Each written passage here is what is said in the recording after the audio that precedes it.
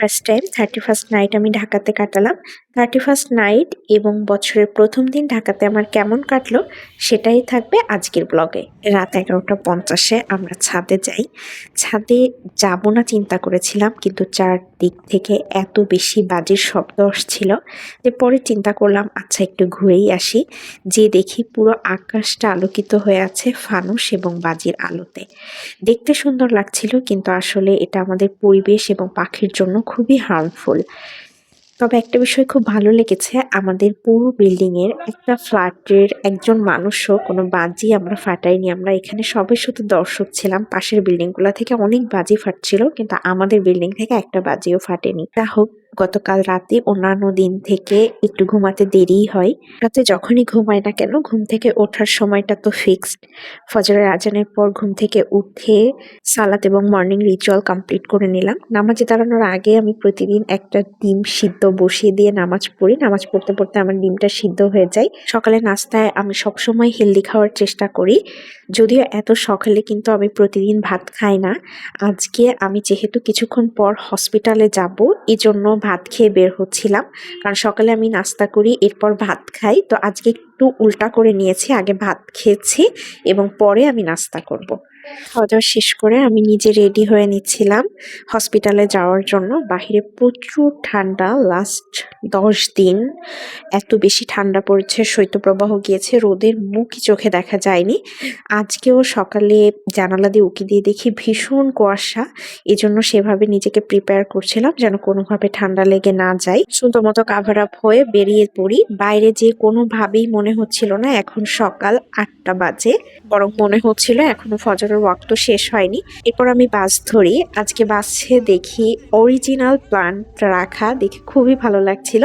এরপর আমি আমার হসপিটালে চলে আসি। হসপিটালটা হলো মোহাম্মদপুর মা ও শিশু হসপিটাল।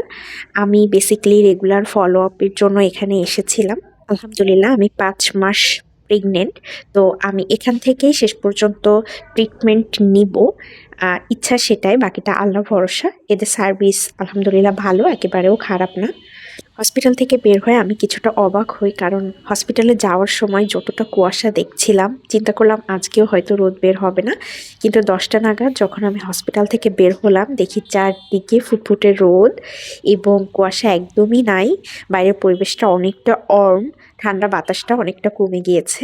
তো ভালো লাগছিল দেখে। এরপর আমি আবার বাসায় ফিরে আসি। বাসায় ফিরে আসার পথে আমি ফার্মেসি থেকে ওষুধ নিয়ে আসি।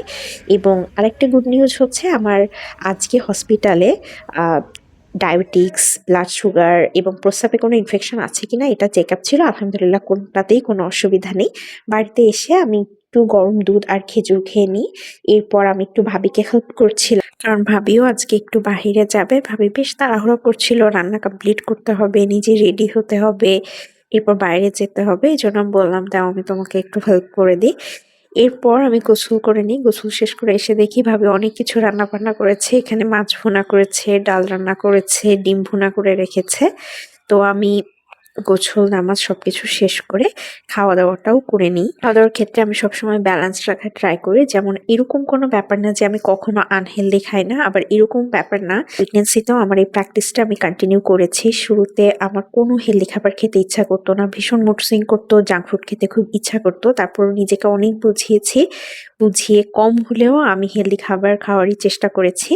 আলহামদুলিল্লাহ সেটার জন্য এখন পর্যন্ত আমি সুস্থ থেকেছি, আল্লাহ আমাকে সুস্থ রেখেছেন আলহামদুলিল্লাহ। তো খাওয়া দাওয়া শেষ করলাম। খাওয়া দাওয়া শেষে সবসময় আমার প্লেটটা এমন থাকে আমি একদম পরিষ্কার করে খাই।